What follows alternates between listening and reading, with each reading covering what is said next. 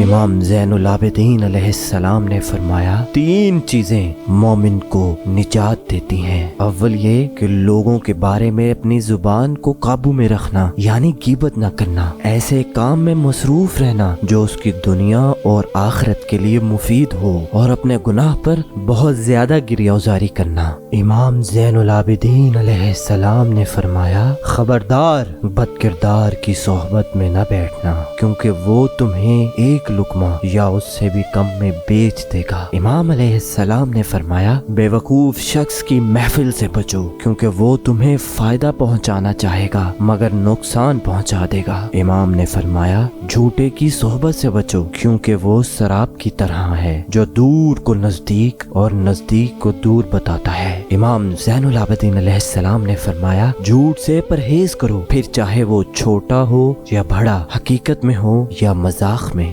برائی کو چھوڑنے میں کبھی بھی نہ عذر محسوس کرو، پھر چاہے وہ تمہاری پہچان ہی کیوں نہ بن گئی ہو۔ امام علیہ السلام نے فرمایا اچھے لوگوں کی محفل میں بیٹھا کرو، کیونکہ وہ تمہیں اچھائی کی طرف دعوت دیں گی اور دانشوروں کے آداب عقل میں اضافہ کریں گے۔ یاد رکھنا گناہ گاروں سے دوستی، ظالموں کی مدد، فاسقوں کی قربت اور ان کے فتنوں سے بھی بچو اور ان سب سے دور رہو۔ امام زین العابدین علیہ السلام نے فرمایا خدا کی بارگاہ میں 2 قطروں سے بڑھ کر کوئی بھی قطرہ محبوب نہیں، خون کا وہ قطرہ جو شہید کے بدن سے زمین پر گرتا ہے، اور آنکھ سے نکلنے والا وہ قطرہ جو شب کی تنہائی میں مومن کی آنکھ میں سے خدا کے خوف میں نکلتا ہے۔